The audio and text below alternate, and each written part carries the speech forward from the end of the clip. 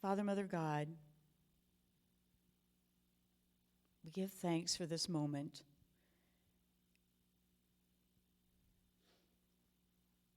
We give thanks for being in the moment and the opportunity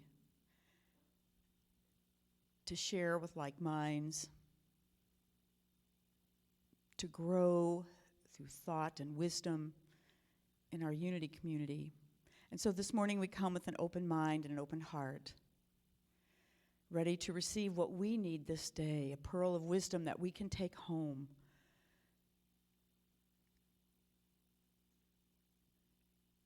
We feel the energy of one another,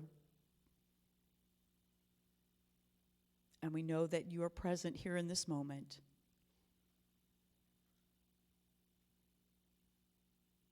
And in that knowing, that gives us peace and ease.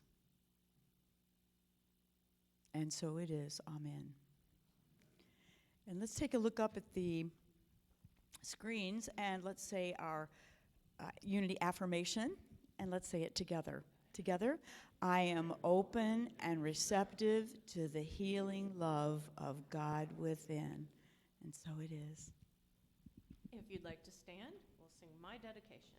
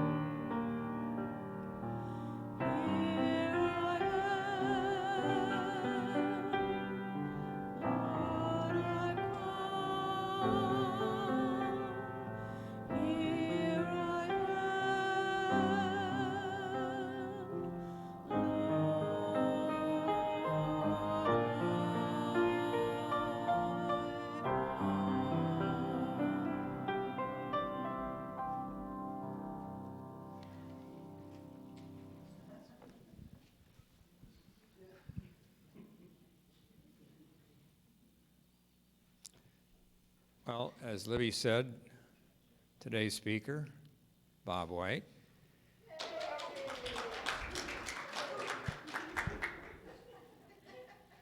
And the lineup for April, we have Reverend Judy Grimes, our former minister here. She'll be speaking on April 2nd and the 23rd. So we get her twice. Then Joe Kelly, who is our Quaker friend, he'll be here on Easter Sunday. That's April 9th. And then returning after winter's absence, I guess, Reverend Kit Holmes on April 16th. And then Jill Donberg, an ordained Buddhist monk, will be here on April 30th. So quite the variety, and I hope you can join us for each and every one of those Sundays. A Course in Miracles continues to meet and meets every Wednesday from 6 to 7:30. And it doesn't matter how much you know about the course. If you're totally brand new, you're certainly welcome. Another study group, I believe, is supposed to take place today. I don't see Yvette, but maybe she will show up. She is the leader of that group. It's the I Never Thought of It That Way. And we did not have that meeting last Sunday, so it's only met once, and even if you missed that, you're certainly welcome to join. It's one of those discussion groups that anybody can participate in, and whether you've seen or have the copy of the book, there's also videos available online, so it's a great chance to come join and find out how do we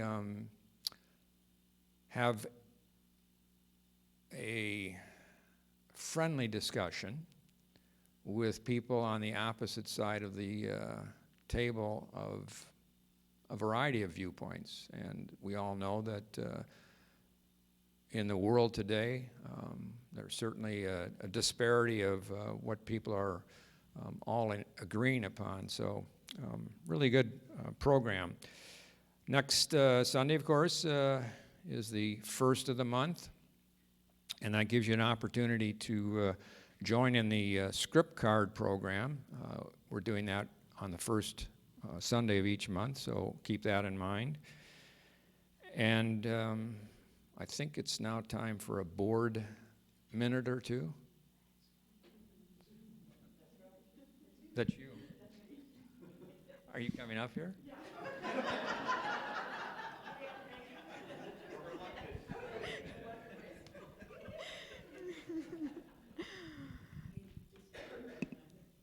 So I am the one that is going to give the board minute or two or three. But we want you to know, first of all, anybody that's on the board that's here this morning, would you stand up? I just want you to see, it's good to remind people, and especially if you're new, you don't know who these people are.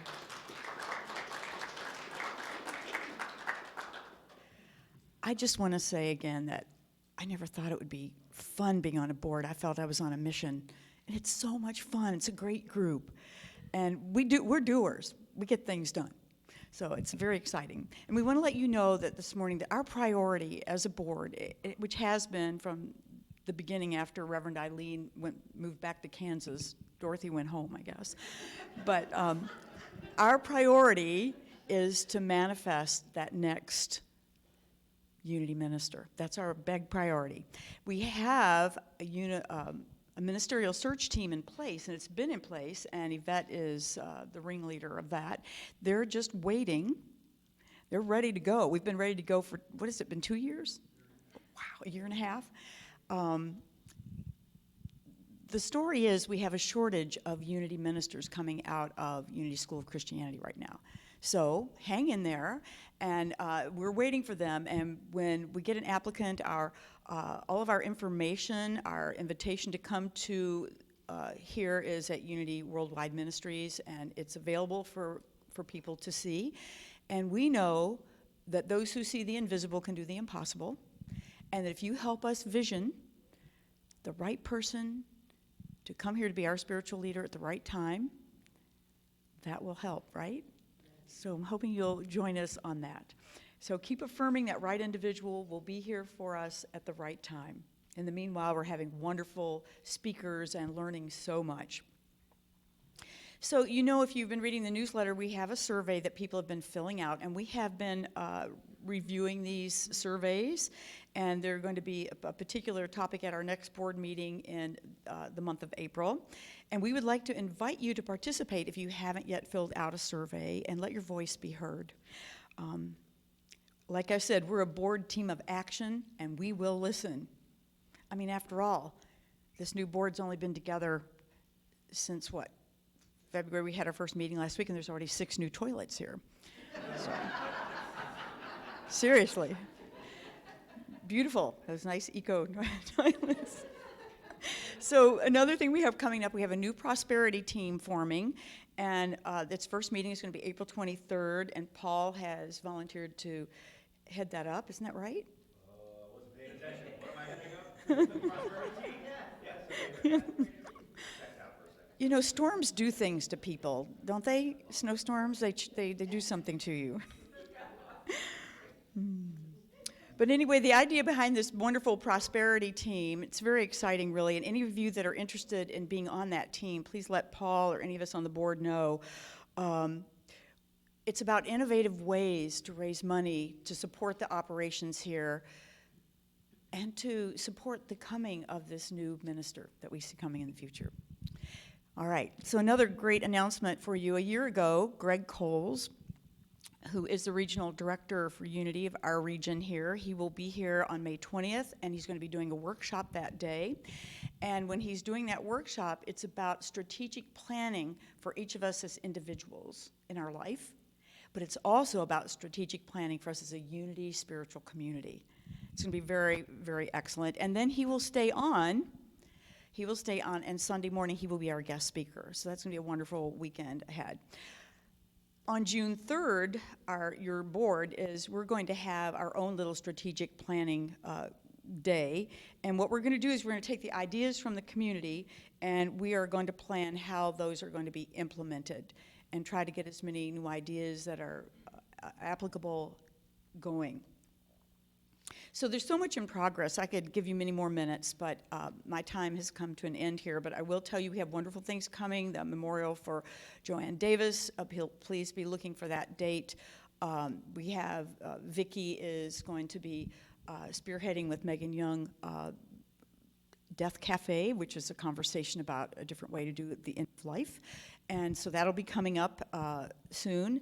And Marianne Kachalia, did I say it right? Marianne is working on, we have I guess you could call it a certification from Unity for Earth Care. And Marianne wants to take that to a whole nother level. And Marianne, do you want to quickly say what you're up to? Just trying to organize some things for Earth Month, every month of April and Earth Day, with getting the congregation involved in some plant-based potluck and some saplings that I'm trying to obtain from the Arbor Day Foundation so that we can plant trees. And there's one other thing, through Veg Michigan, having people who are interested in exploring plant-based eating, they can sign up. That I'm in the process of doing all this. None of it is settled yet, but that they can sign up and try some new products and that are kind and sustainable. And yeah, so anything that supports the earth. And Yes. all beings. Yes. Amen. Yes. Good. And it's time to sing. You can remain seated for this one.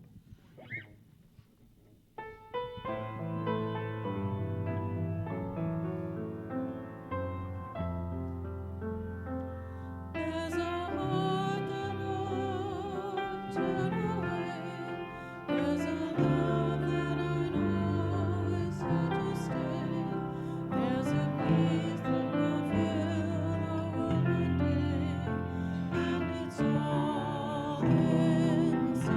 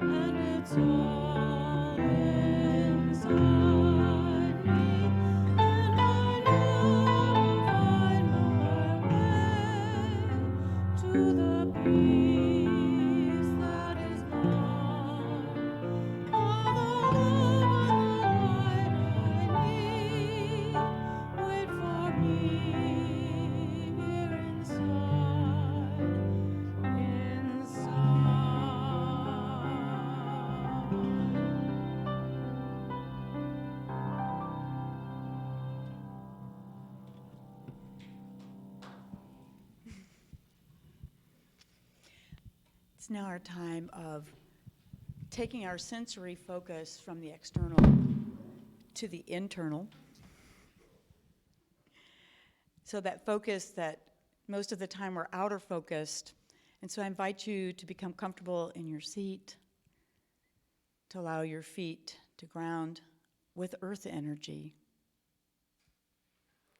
And if it feels comfortable, to close your eyes and go inside and know that you can bring that external sight from the outer and look inside. Sometimes we have to look inside to see more clearly outside. So take a look inside and see what you find in this moment. What's happening now?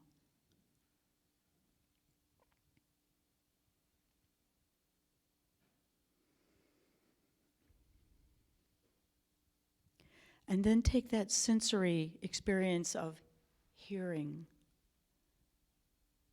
and bring it inside, the inner voice. And the messages of the Christ consciousness that come through you to you, it's a direct link.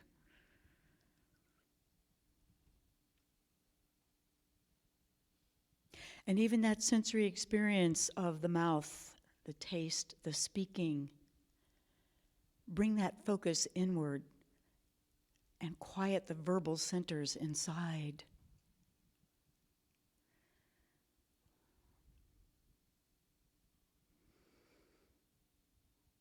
And as I draw my sensory focus inside, I can allow whatever comes to surface.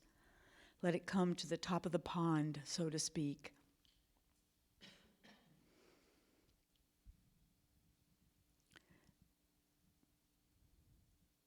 I might feel joy in this moment. I might be aware of in the background noise, the chorus in the back, of complications going on in my life in this moment, worries or concerns, whatever it might be. And not to send it away, but to acknowledge it from the source of the inner sensory experience, looking and listening and feeling inside.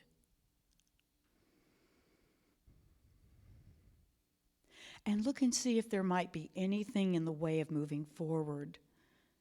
Any thoughts, any fears, any circumstances. And perhaps I might even acknowledge any thought or behavior, any mode of my conversation or in my relationships that may be in my best interest to let go, to surrender. Realizing that letting go and surrendering does not mean to not care. It means I care so deeply that I can let go, that I can surrender and let life have its natural rhythm.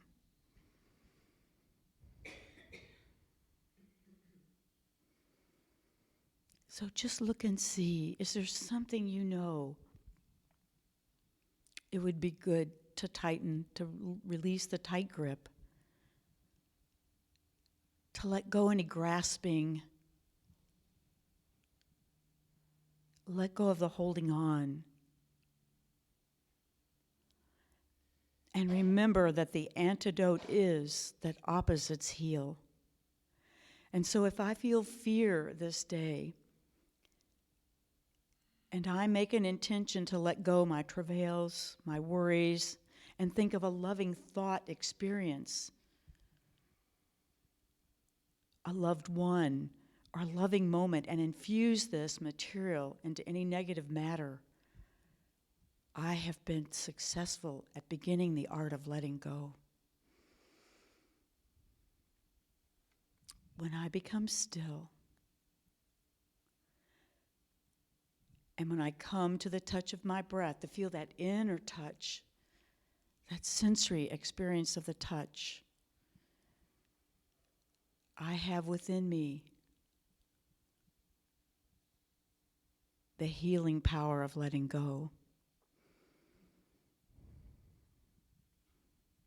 in that life breath, I can allow, I can release, I can let go.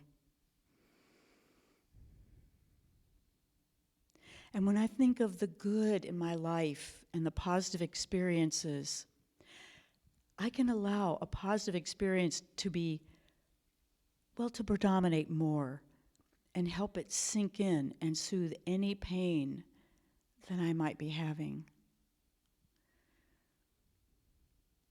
I can visualize, I can feel, I can sense, I can hear and listen inside.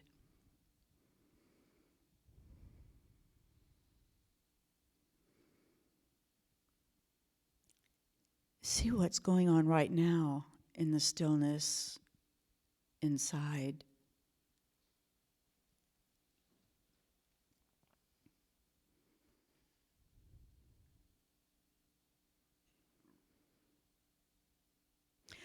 My brain processes memories, kind of leaning towards the side of negativity because of that fight or flight, that protective mechanism, important. But every time I take in the good, I build a little bit of neural structure. And each time a challenge comes, I can remember that the brain is wired to tilt a little towards that negative side, that protective mechanism, but to harness the energy of the mind. And then we create a fertile ground inside. So the coming of spring, time to nourish and create that fertile ground inside. And I can prepare the inner earth by bringing in hope and possibility. And remember, possibility is unlimited if I trust and I believe. I can take on inner disarmament and put down my weapons and my worries and my fears. And when I have nourished and created this inner earth, this fertile ground, I can plant a new seed.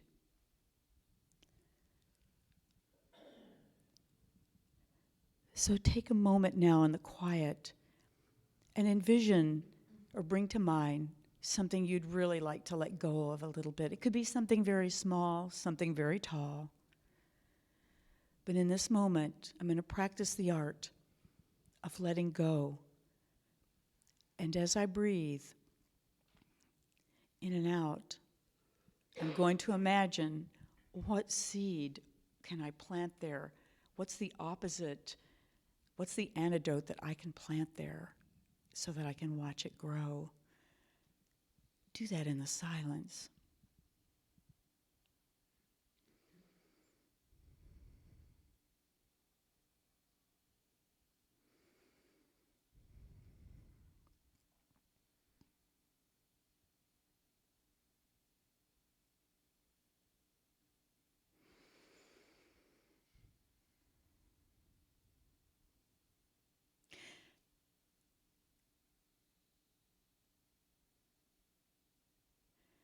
In this moment, I can breathe in love and exhale fear. Join me. I breathe in love and exhale fear. And one more time, breathe in the power of love, that all-powering love, and breathe out fear and worry. And visualize that fertile mind space. I can lay down my sorrows, my rage. I can release holding stuck belief patterns and prepare the inner soil of my soul. Because I can breathe in love and exhale fear. Yeah, I can visualize the fertile mind space and plant one seed after another, a seed of love, a seed of compassion, whatever it might be, over and over again. And if I do that, I will literally change my brain, which will harness the unlimited energy of mind.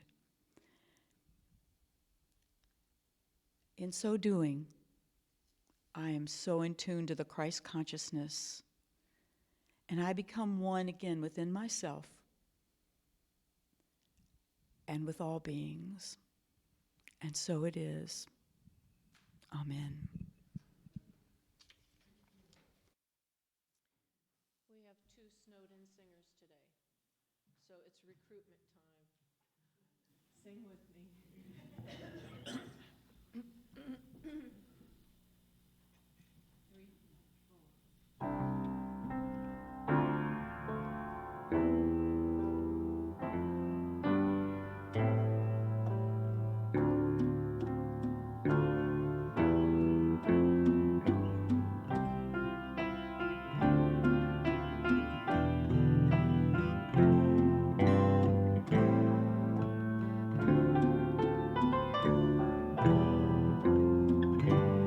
Pour yourself in me, pour yourself into my heart. Whoa, wonderful Spirit, pour yourself in me, pour yourself into my heart.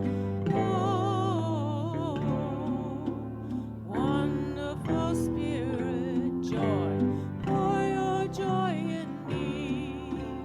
Pour your joy into my heart. Whoa, wonderful Spirit. Pour your joy in me. Pour your joy into my heart. Whoa, wonderful Spirit. Love. Pour your love in me.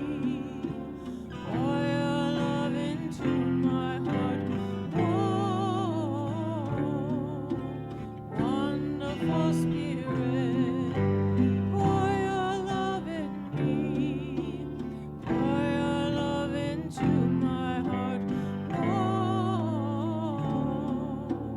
wonderful Spirit. Sing your song in me. Sing your song into my heart. Whoa, wonderful Spirit. Sing your song in me. Sing your song into my heart. Whoa, wonderful Spirit. Shine your light. Shine your light in me. Shine your light into my heart. Whoa, wonderful Spirit. Shine your light in me. Shine your light into my heart. Whoa, wonderful Spirit. Dance and smile. Dance and smile in me. Dance and smile into my heart. Whoa, wonderful Spirit. Dance and smile in me. Dance and smile into my heart. Whoa, wonderful Spirit. Pour yourself in me. Pour yourself into my heart. Whoa, wonderful Spirit. Pour yourself in me. Pour yourself into my heart. Whoa, wonderful Spirit.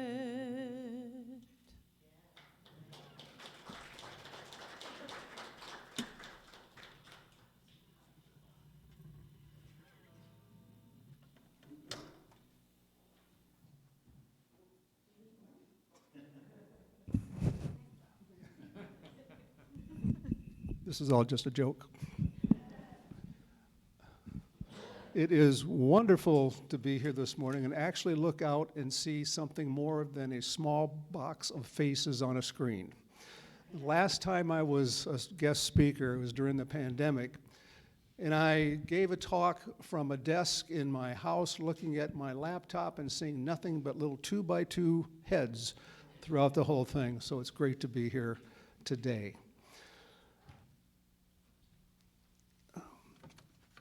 I don't know, that was, for me, probably the best start to any service I've ever attended in my life. It's amazing how things just fall into place with the music and the meditation. Basically covered everything I was going to talk about, so we might as well leave right now. I tell you, I got chills when we were singing the first song today, My Dedication. All the way through it, every verse, I got chills. And then I started to get choked up a little bit when we did It's All Inside Me. Because that's basically what I'm going to talk about today with you.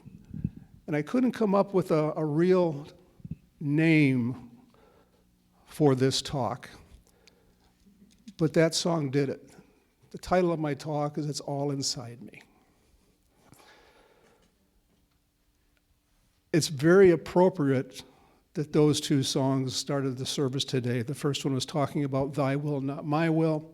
The second was about the power of God and the presence of God inside and leading us through and to whatever is meant for us to be.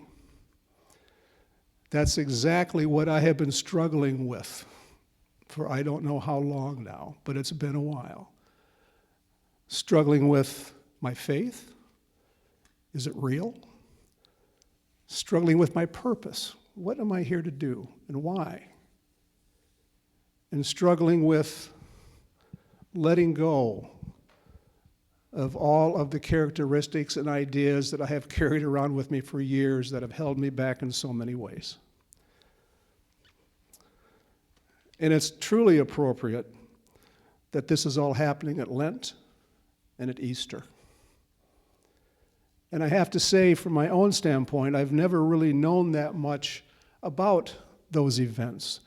You see, my parents were not really involved with any type of spirituality didn't exist. Religion was it, and we weren't that involved in that either. The only way that I knew about Lent, for example, is that we lived next door to a Catholic family. And they would come home in their shirts and ties and talk about the nuns. And around Easter time, they just mentioned Lent. I said, well, what's that about? He said, well, that's where you got to give up everything you like for 40 days.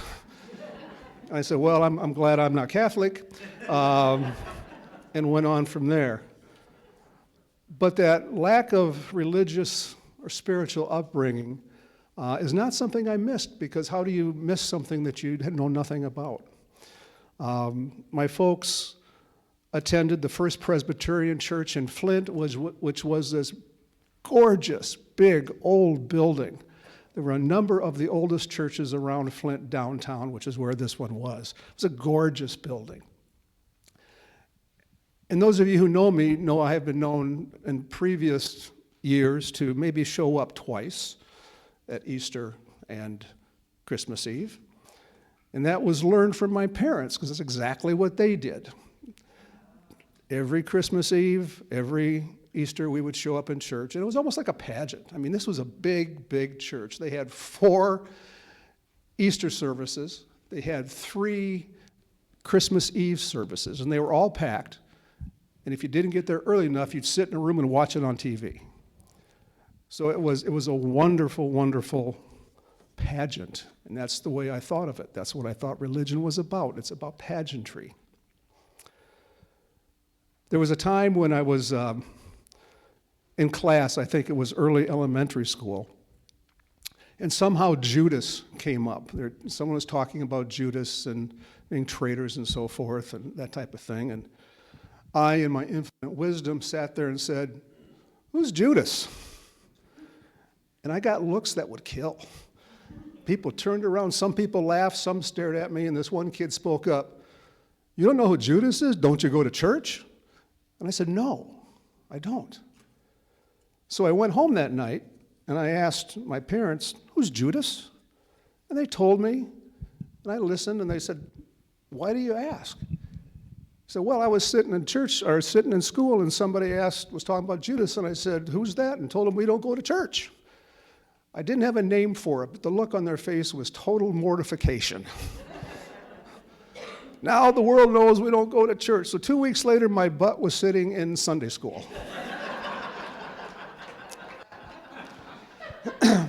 Now this was a great old church, but the Sunday school classrooms were in the basement where it's dark and damp, and the only window you saw was going into the classroom, and then there's nothing.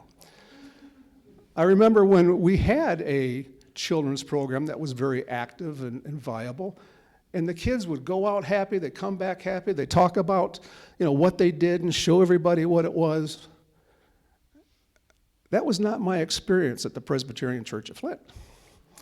The people who talked to us in that basement were very rigid. They weren't there for fun at all. You were here to learn. I said, okay, fine. So that lasted about 3 or 4 weeks because my parents realized if I was going to Sunday school, they had to go to church and sit there and wait for me to finish. So a month later, that was done. I did not have a good spiritual background. And again, it is somehow truly appropriate that I'm giving this talk during Lent, just before the end of Lent, actually. I do have one concern, however. I'm not sure that I can raise the level of excitement I just heard when 6 new toilets was announced. That's an awfully high bar for me to try to top, but I'll do my very best. I don't know how many of you know about these free booklets that are available from Unity for the asking. They are a treasure trove of spiritual knowledge, inspiration for almost any subject that you can consider or you have thoughts about, but I would highly recommend you go to unity.org and check them out. They're free.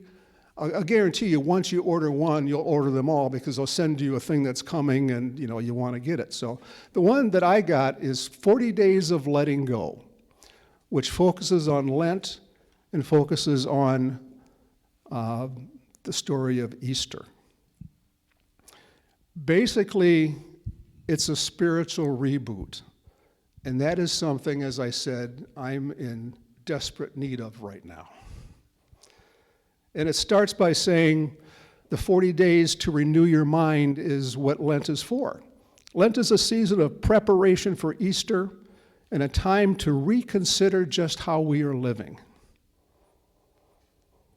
No doubt there are parts of our lives, parts of us, that we would be better off without, perhaps negative thoughts, harmful habits, or less than divine behavior.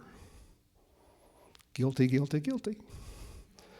What better way to prepare for a celebration of new life than to cleanse ourselves and renew our minds? If that's not a recipe for change, I'm not sure what is. It gives us an opportunity to reevaluate everything we're doing now. If we feel disconnected, why? What is it that we're missing? What is it that we need? What is it that we can do?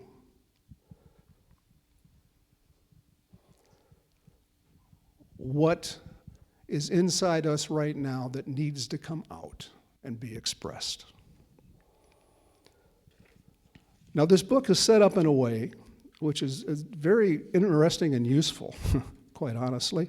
The next part is a wonderful essay by Reverend Ellen Davenport. I don't know if any of you have heard of her, but she's been a Unity minister since 1999. She now works at Unity World Headquarters. She's published books. I mean, she is almost a Unity rock star of sorts. And her essay begins, "The long-told story of Jesus' crucifixion, entombment, and resurrection is the story of our lives." It's never been the story of my life. What does she mean? How is that the story of my life? Well, just read the next sentence. "We all experience deaths, Deaths of loved ones, of hope, of plans, deaths of life as we know it when everything changes. Deaths of jobs, relationships, and what is familiar. Sometimes we experience a public crucifixion that feels as if everyone is watching and jeering. Bankruptcy, divorce, arrest. You could fill in the blank. Anything that has been traumatic for you and is a big change is like a death. She goes on to say, but there is always a resurrection.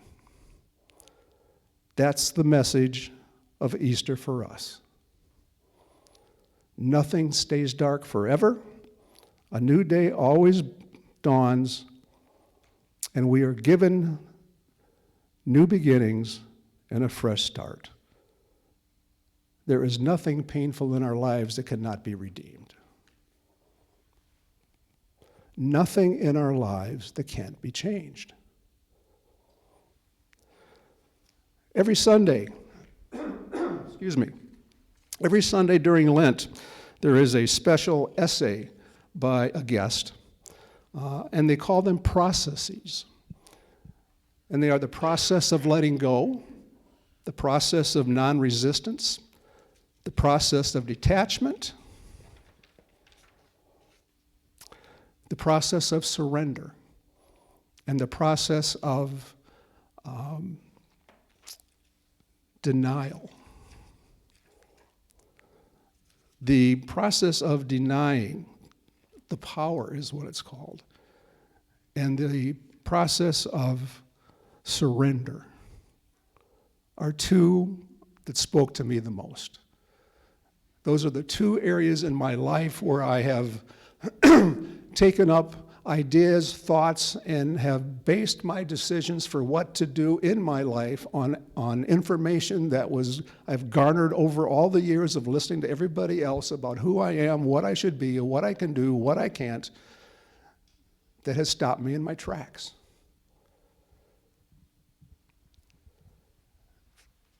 This has given me an opportunity to begin to try to connect again.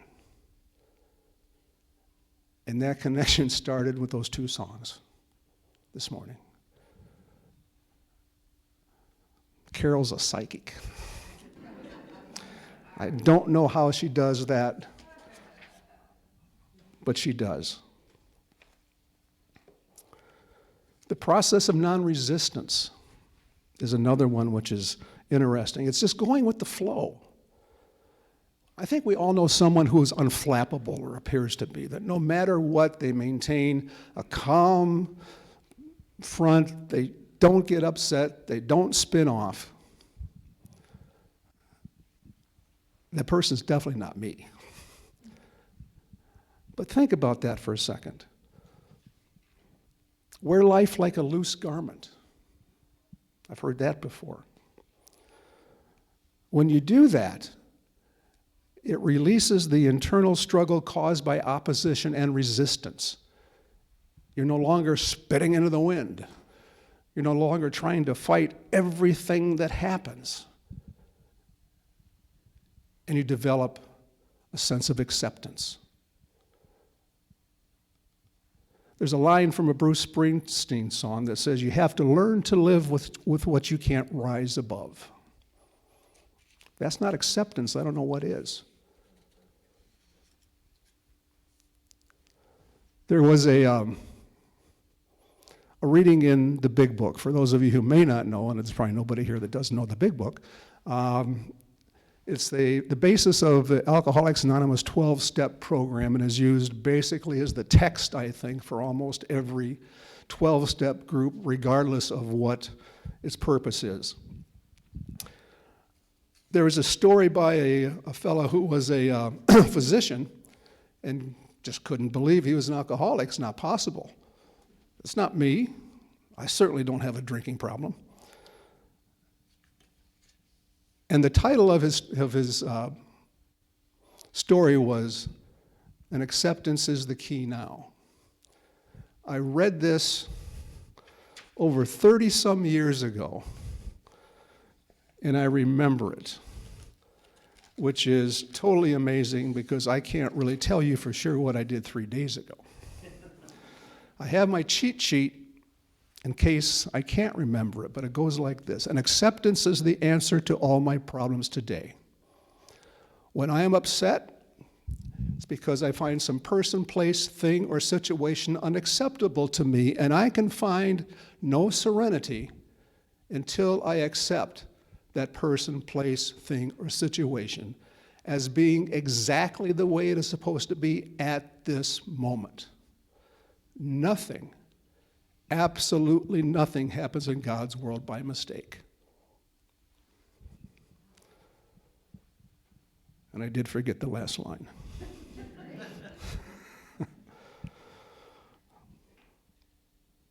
Where did it go? Oh, well, it was a good last line, but I can't find it now. Something about I need to focus not so much on what needs to be changed in the world, but as to what needs to be changed in me and in my attitudes. Bingo. Made my day. So acceptance is important. It's one of the things that I've tried to cultivate, but it's not one that I do particularly well. And it's a lot of where my doubt comes from. You know, I doubt my faith, I doubt my commitment. But accepting doubt is really a function of faith. It's not a lack of faith. It's what helps us to grow our faith even more. And when you take a look at the list of people who have questioned faith, you'd be surprised. Jesus, Mother Teresa, the Pope, for goodness sakes. If they're allowed, by God, I'm allowed. Which brings me to the process of denying the power.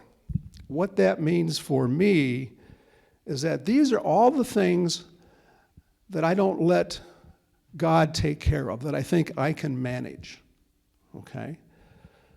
Like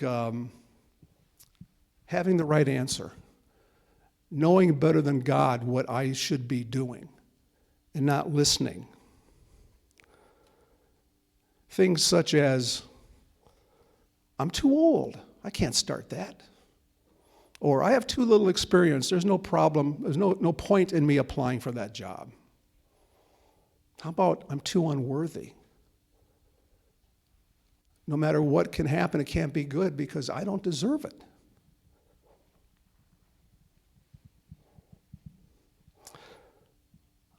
They are all outdated beliefs, limitations, and negative thinking that have no place in my world any longer. They've been with me for 70 years. It's time to let them go.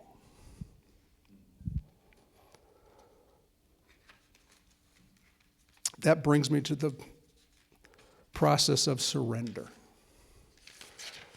I have always had a problem with surrender. To me, it's always been, I've failed, I give up, someone got the better of me, I just throw up the white flag. I don't think anything can be further from the truth, because I think surrender is probably the most spiritual practice that we can involve ourselves in.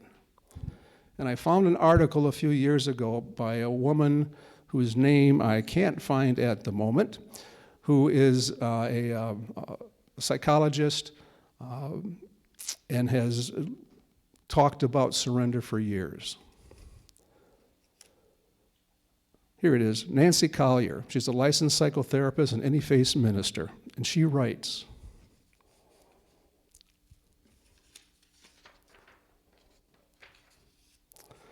surrender happens when we know that we don't know. It arrives when we know we cannot think or see our way through where we are, and all we know is that we can't do it this way, the way we've been doing it, a moment longer.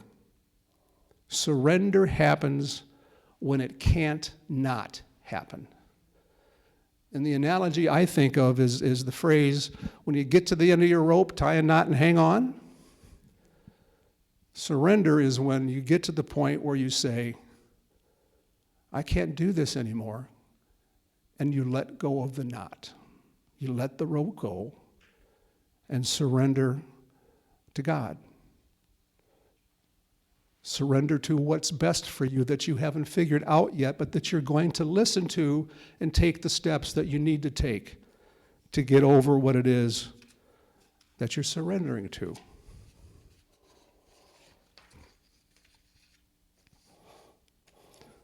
Perfectionism and pessimism are part of the surrender, to give that up. There's a line in Job 3:25, that says, the book of Job is a great book. If you've never read it, read it. I had a class in college called The Philosophical Theory of Punishment. And one of the things we read was the book of Job, because Job was this guy that did everything right. You know, and the devil's having a conversation with God and says, I can make Job disown you. Just give me a shot. He says, okay. So the devil just does every possible thing you can think of to make Job's life miserable. He loses kids, he loses his wealth, he loses everything. He's got sores all over himself by God. It's terrible. And Job says, truly the thing I fear comes upon me, and what I dread befalls me. So what we think about, that we're afraid of, is lurking out there for us if we don't think about it differently. And then we come to one of the things that I know I need to let go of, and maybe all of us do, or many of us do as well, and that is shame. Shame for things we've done, shame for things we haven't done, shame for believing things that we haven't done that people have told us that we have, and make that a part of us. All of that stuff. There are so many ways that I have felt shame in my life that I'm not going to even begin to talk about them. But they all end up with the thought of not measuring up, punishing myself, or isolating. If only I would treat myself the same way I would treat a friend. So being a friend to myself is what I need to do. The very last thing I want to mention, and it's not in the book, but it's one that I think it should be, is what I call the process of being human. This is a tough gig. You know, you hear that we decided to be here, right? We decided that we wanted this human experience so we could be on a higher level of consciousness or whatever you will. I don't remember making that decision. I don't remember being invited to that meeting. But again, it doesn't matter if I remember it, because I don't remember 3 days ago. But I think there are two purposes for our human existence. One is experiential, and the other is transformational. We need to feel all aspects of our humanity. The joy with the heartbreak, the success with the failure, death with life, even though we never really die. How do you know how good it is if you haven't experienced how bad it can be?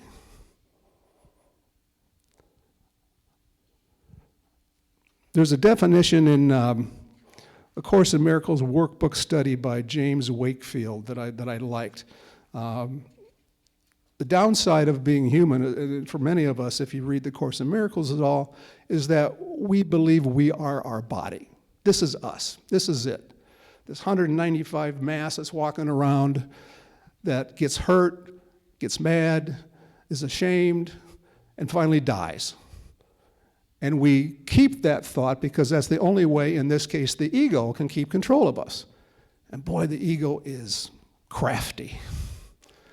They'll find a way to do it. And he writes in this book, it is important that you realize that you are a spiritual being that has chosen to have a human experience. We know that. You have chosen to play on this game board of time and space. Your physical body is the game token that holds a place for you on the board. It is important that you realize this token, it is not you. You do not get caught up so much in the game that you forget you are not your body, but if you do, it's all right.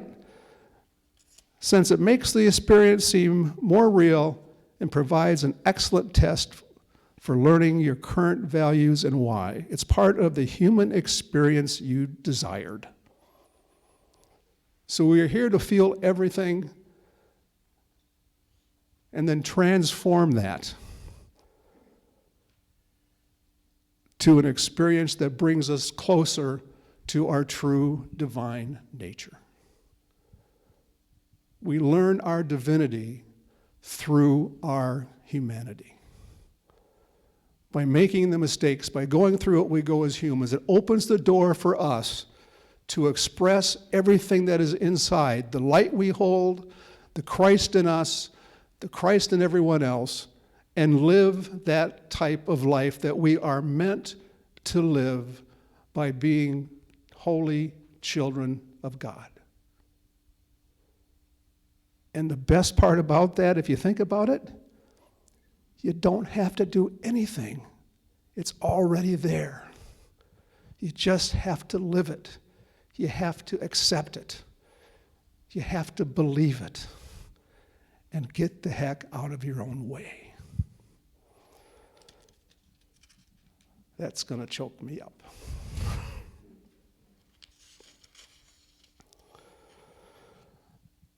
This divinity is our assurance that we don't need to do anything. We have all we need. We are all we were meant to be, and there is no reason to fear anything. Fear exists in our human lives. Fear does not exist in the divine person we are, divine entity we are, not a person. This Lent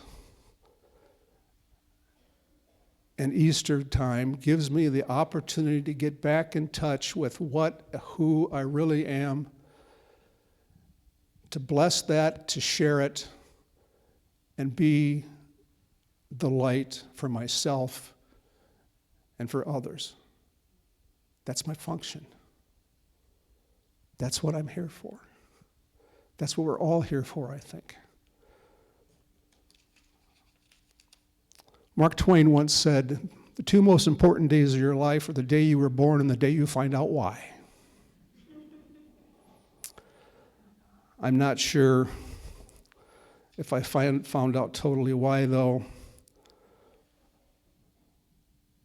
But I know that this human existence is temporary, fleeting, it's an illusion. But it has no real meaning. It's here for us to experience, to live, and then go on to another consciousness at some point where we can use that to our betterment or the betterment of other spirits. I can't tell you how honored I am to be here today to share this with you. And to share this human experience with these other divine creatures. Thank you.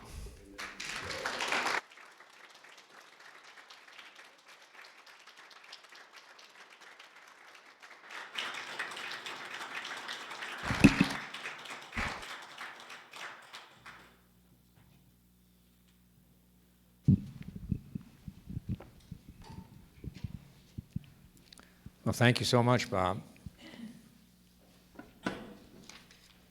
We can all take a good lesson here as this is our prosperity time. If we think about Bob's memory, and we reach into our purse, our billfold, our pocket, and we find that we have some money. Maybe it's a credit card, maybe it's a check, maybe it's the actual currency. Beauty of Unity is, when I first started going to Unity down in Jackson, I didn't hear anything about we're expected to give so much. It was just what you feel like giving. So I encourage you to think about your prosperity, and whatever you give today, 3 days later, you're not going to remember what you gave.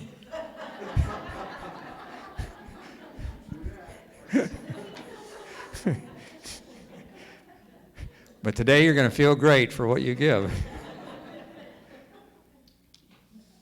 Well, there is a prosperity blessing as you hold on to what you feel is right for you to let go of. So let's affirm that as we look at the words on the screen together. Divine love, through me, blesses and multiplies all that I have, all that I give, and all that I receive. Thank you, Mother, Father, God. Thank you. And so it is.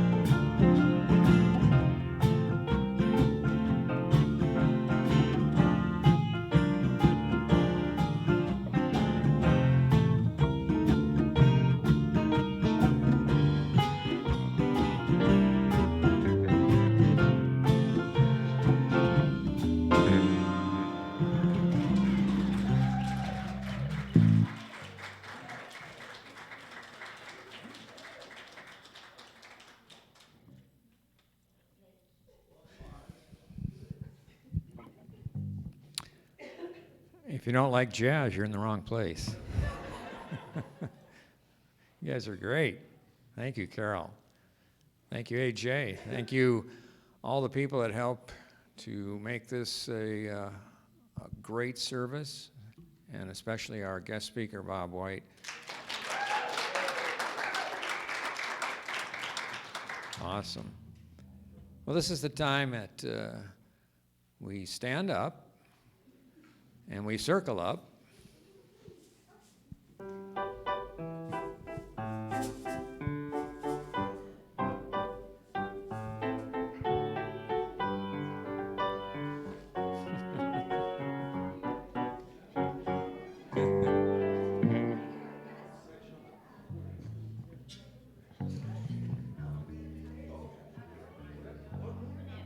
moving in.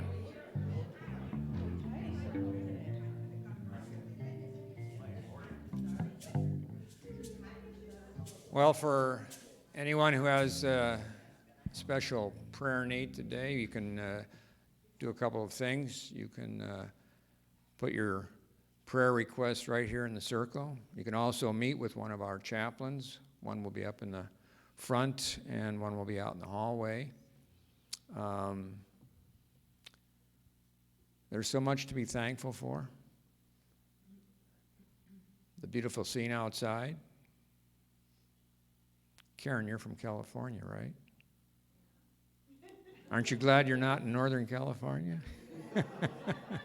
They don't talk about inches, they talk about feet of snow. But it's wonderful. Everybody seems to be doing well. So let's just give thought now to those special people in our lives and all those people that are not necessarily in our lives directly, but the folks in Mississippi and people around the world who are dealing with tragedy, who are suffering, who are indeed in need of our healing thoughts. So again, anything you would like to put into that circle, person, place, situation, feel free to speak it now.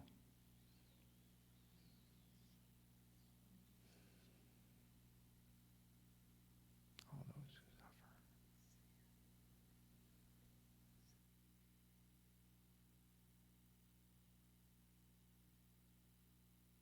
Our thoughts, our prayers are very powerful. And let's join together with our prayer for protection. The light of God surrounds us. The love of God enfolds us. The power of God protects us. And the presence of God watches over us.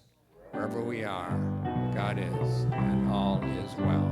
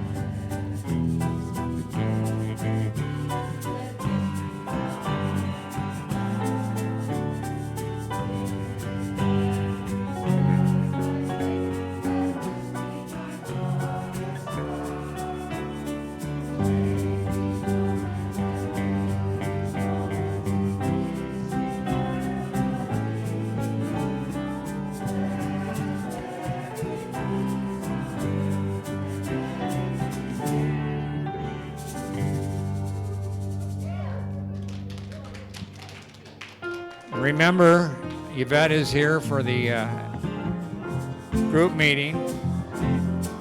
It's time to